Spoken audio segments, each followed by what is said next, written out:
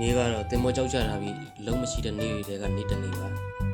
ပင်လယ်လေမှာတိတ်တိတ်ဆိတ်ဆိတ်နဲ့နေ့တနေ့ကိုဘယ်လိုကုံဆုံးလဲဆိုတာပြချင်ပါတယ်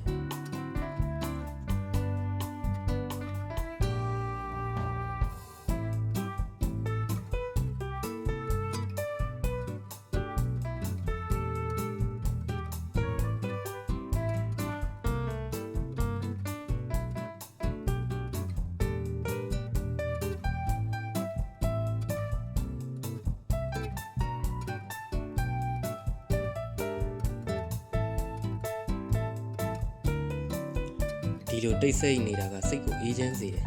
တခါလေအိမ်ကိုလွမ်းတာကလွယ်ရင်တော့အေးချမ်းရပါတယ်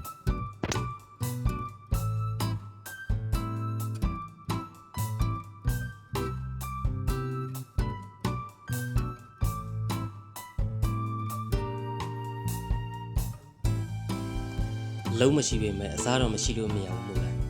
ဝါတီပြိုဝါတီ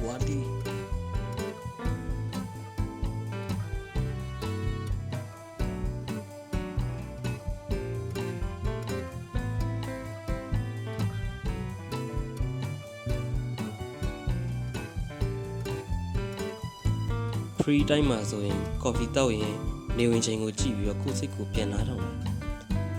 ဒီလို sunset တွေကတော့စီမံဖြစ်ရင်အခမဲ့ရတဲ့အလှဆုံးစုပါ